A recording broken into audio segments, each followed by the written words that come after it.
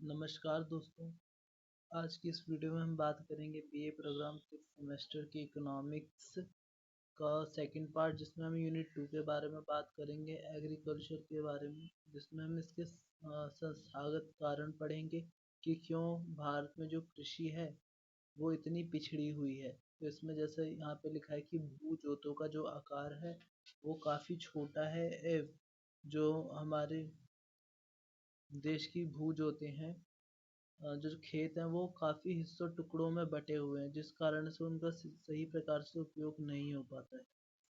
दोषपूर्ण भूस्वामी प्रणाली। भारत में अधिकांश भाग पर भूमि को जोतने वाला भूमि का मालिक होता है। भूमि का मालिक जमींदार हुआ करता था। भारत में स्वतंत्रता के पश्चात 43% भूमि पर जमींदारी प्रथा थी, जिस कारण भूमि जोतने वाले ने भूमि के स्थायी सुधार में कोई खर्चा नहीं किया और उत्पादकता में कमी हुई।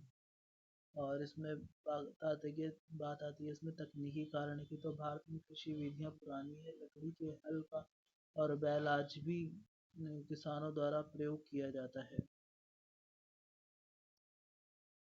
और इसमें जैसे कि यहाँ पे लिखा है कृषि की अपर्याप्त सुविधा। भारत में बोए गए कृषि क्षेत्र के सिर्फ 35% भाग पर ही सिंचाई की सुविधा उपलब्ध है, जबकि 75% भाग जो है वो भी अभी भी वर्षा पर निर्भर करता है। कृषि उत्पादकता को सुधारने के लिए सुझाव।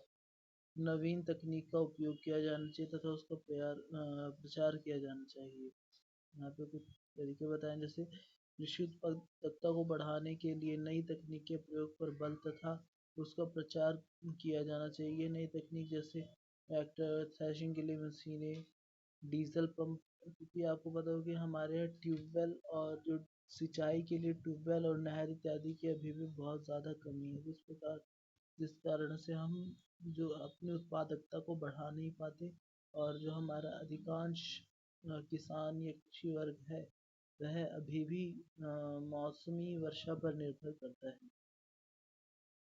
कृषि आदानों की उचित पूर्ति। उत्पादकता बढ़ाने के लिए जो कृषि के आदान मतलब कृषि में उपयोग लाए जाने वाले जो भी संसाधन होते हैं उन्हें हम आदान कहते हैं, जैसे उन्नत बीज, खाद, कीटनाशक, जिससे उत्पादकता बढ़े तथा इन्हें उचित मूल्य पर उपलब्ध कराना। सिंचाई सुविधाओं का विकास। वर्षा पर निर्भरता कम करने तथा दोहरी फसलें उत्पन्न करने के लिए सिंचाई सुविधा का विकास करना चाहिए। कृषि साख वित्त तथा ऋण की माफी। कृषि में नई तकनीकों के प्रयोग को बढ़ावा देने के लिए कृषि की उपलब्धता की जानी चाहिए, वो भी कम दर पर, तथा कागजी कार्यवाही भी कम हो। साथ ही किसानों के परंपरागत ऋण को माफ कर देना चाहिए। भूमि सुधार कानून को सही ढंग से लागू करना चाहिए। जो आज़ादी के बाद भूमि सुधार से संबंधित जितने भी कानून लाए गए थे उन्हें ठीक प्रकार से लागू किया जाए। और विपणन की जो व्यवस्था होती है उसमें सुधार लाया जाए। कृषि उपजों की विपणन व्यवस्था में सुधार किया जाना चाहिए ताकि काला बाजारी समाप्त हो। और मतलब उसके भंडारण की भी व्यवस्था करनी चाहिए ठीक प्रकार से। मशीनीकरण या यंत्रीकरण भी इसे हम कह सकते हैं। उत्पादकता बढ़ाने के लिए कृषि में यंत्रीकरण किया जाना चाहिए, लेकिन उतना ही यंत्रीकरण होना चाहिए जिससे कि बेरोजगारी भी उत्पन्न ना हो ज़्यादा, क्योंकि ज़्यादा मशीनों का यूज़ करने से बेरोजगारी भी बढ़ती है। कृषि अनुसंधान पर अधिक व्यय किया जाना चाहिए। आपको पता होगा कि कृषि अनुसंधान जो रिसर्च है उस पर भी अधिक व्यय नहीं होता और ना ही निवेश होता है, क्योंकि जो निजी निवेशक होते हैं उनको लगता है कि इससे उनको लाभ नहीं होगा, जिस कारण से अभी तक इसमें निवेश नहीं हुआ है। कृषि विकास कार्यक्रमों में समन्वय तथा सहयोग। कृषि विकास कार्यक्रमों को राज्य सरकार द्वारा बढ़ावा देना चाहिए और केंद्र सरकार को इसके लिए जो भी संसाधन हो उसे राज्य सरकार को उपलब्ध कराया जाना चाहिए। हरित क्रांति, इसके बारे में आपने 12th में भी पढ़ रखा होगा और उससे पहले भी पढ़ रखा होगा। तो कृषि विकास संस्थागत परिवर्तन तथा तकनीकी परिवर्तन पर निर्भर करते हैं। 1966 तक भारतीय कृषि क्षेत्र में विकास के लिए कोई प्रभावी कदम नहीं उठाया गया। 1966 में कृषि उत्पादन में वृद्धि के लिए कृषि विकास नीति का निर्माण किया गया, जिसे नई कृषि नीति कहा गया। इस कृषि नीति के तहत मैक्सिको से बीज मंगवाए गए थे। HYV हाई यील्ड वैरायटी के बीज थे वो मंगवाए गए थे गेहूं के। फिर उनका परीक्षण करके उनका यूज़ किया गया, जिससे कि जो गेहूँ की पैदावार थी उसमें बढ़ोतरी हुई, उसको उसकी उत्पादकता बढ़ी, जिस कारण से इसे हरित क्रांति कहा जाता है। इसी प्रकार से श्वेत क्रांति हुई थी जिसमें दुग्ध उत्पादन बढ़ा था भारत में। फिर नीली क्रांति हुई थी जिसके कारण जो मत्स्य पालन है उसको बढ़ावा मिला था। इसी प्रकार से अंडों के उत्पादन में भी वृद्धि हुई थी, जिस कारण से 1951 में जो अंडों का कारोबार 6 अरब तक था वो अब 60 अरब तक हो गया है 2014 या 15 तक।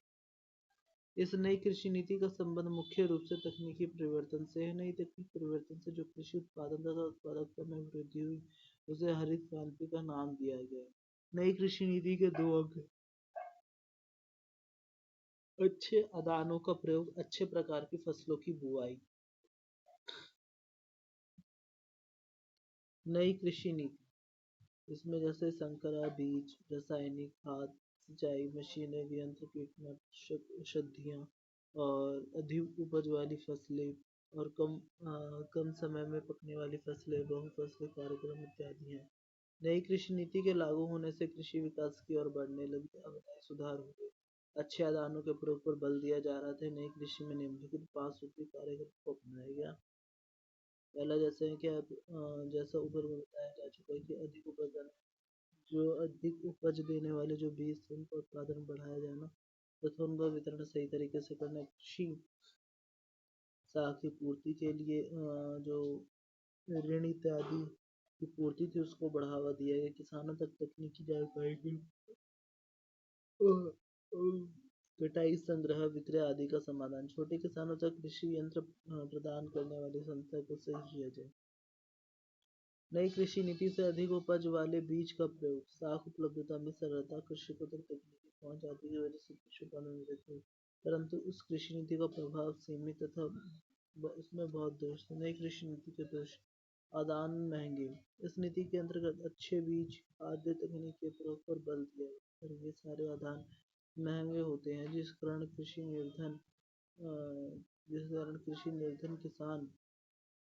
निर्धन किसान इन आदानों का प्रयोग नहीं कर पाते, परिष्कृत क्रांति से लाभों से वंचित रह गए। जैसा कि आपने पढ़ा होगा कि जो हरित क्रांति का जो लाभ है वो पंजाब और पश्चिमी उत्तर प्रदेश के कुछ हिस्सों और जो कर्नाटक इत्यादि के कुछ हिस्से हैं उन्हीं को केवल प्राप्त हुआ, बाकी इसका सही से क्योंकि विस्तार नहीं हो पाया और इसका लाभ केवल कुछ ही लोगों तक पहुंचा, जिससे कि असमानता भी बढ़ी और आय की असमानता में वृद्धि और सामाजिक असमानता में वृद्धि हुई। क्षेत्रीय असमानता को जैसा कि यहाँ पे बताया है कि बढ़ावा मिले। नई कृषि नीति का फायदा सिर्फ उन्हीं क्षेत्रों को मिल पाया जहाँ पर, माफ कीजिएगा,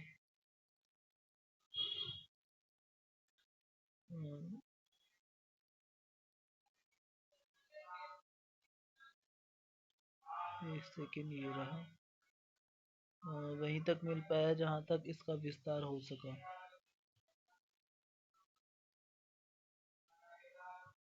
आदानों की पूर्ति में कमी। आदान महंगे होने के साथ साथ उनके उत्पादन तथा वितरण की व्यवस्था करने की समस्या, साथ ही आदान की मांग ज़्यादा थी तथा उसकी पूर्ति कम। गेहूँ चावल तक सीमित, मतलब ये सिर्फ गेहूँ चावल तक सीमित था, इसका अधिक फसलों में उपयोग नहीं किया गया था। प्रशिक्षण का अभाव। हरित क्रांति द्वारा, क्योंकि इसमें गेहूँ चावल की किस्म का ज़्यादा प्रयोग, क्योंकि गेहूँ और चावल का ज़्यादा उपयोग होता था, दक्षिण भारत था उसमें भी और उत्तर प्रदेश इत्यादि और पश्चिमी जो भारत है वहाँ पर भी चावल का अधिक उपयोग किया जाता है और गेहूँ इत्यादि का जो हमारा सॉरी जो चावल है वो हमारा जो भारत है उसमें ज़्यादा उपयोग किया जाता है दक्षिण भारत में, लेकिन गेहूँ इत्यादि जो है वे पश्चिमी भारत में खाए जाने वाले व्यंजन के रूप में आप इसे देख सकते हैं और मध्य भारत में, जिस कारण से जो गेहूँ और चावल पर ज़्यादा इसको फोकस करके रखा, क्योंकि जो गेहूँ है वो अमेरिका से हमें इंपोर्ट करना पड़ता था और अमेरिका कई बार शर्तें भी इस पर लगा दिया करता था। प्रशिक्षण का अभाव। हरित क्रांति द्वारा नई तकनीक के जो प्रयोग थे उस पर बल तो दिए गए, परंतु उनके प्रशिक्षण की व्यवस्था नहीं सही ढंग से नहीं की गई और जिसके कारण हर साल हजारों जो किसान थे उनका थ्रेशिंग मशीन से हाथ कट जाते थे, तो ये भी एक कारण था। फिर सिंचाई का अभाव, आपको पता हो कि जो HYV के जो बीज हैं उनको सिंचाई के लिए बहुत ज़्यादा जल की आवश्यकता होती है, क्योंकि सिंचाई का हमारे देश में अभाव है, जिस कारण से जो उत्पादकता है वे उतनी ठीक प्रकार से नहीं बढ़ती। भूमि सुधार जो अपनाए गए थे उसके यहाँ पे उद्देश्य, सफलताएं और समस्या बताई गई। भारत एक कृषि प्रधान देश है जैसे कि आप जानते हैं, और इसकी आर्थिक मुक्त कृषि विकास पर ही जिसका ज़्यादातर जो ये बनाती है अपनी नीतियाँ, वो प्राथमिक क्षेत्र से ही संबंधित ज़्यादा बनाती हैं। और कृषि विकास दो बातों पर निर्भर करता है: संस्थागत परिवर्तन, तकनीकी परिवर्तन। संस्थागत परिवर्तन भूमि सुधार, और इसका तात्पर्य भूधारण प्रणाली में परिवर्तन से, जैसे जोतों को लाभकारी बनाना। भूमि सुधार क्या है? भूमि सुधार के उद्देश्य क्या थे? उत्पादन में वृद्धि करना, जो मध्यस्थ थे उनके द्वारा जो काश्तकारों का शोषण हो रहा था उसकी समाप्ति करना, और जो जिनसे भूमि छीनी गई थी उन्हें भूमि का स्वामित्व फिर से प्रदान करना। उपरोक्त दो उद्देश्यों की प्राप्ति प्राय दो प्रकार के प्रयत्नों द्वारा की गई ताकि भूमि को लाभकारी बनाया जा सके। इसके अंतर्गत एक तो मुख्य भूमि सुधार, चकबंदी, सहकारी खेती, भूमि जोतों की सीमा निर्धारण। दूसरा, मध्यस्थों का उन्मूलन करके किसानों को भूमि का मालिक बनाना है। किसानों को भूमि का मालिक बनाना, दोनों को कार्य भूमि को लाभकारी।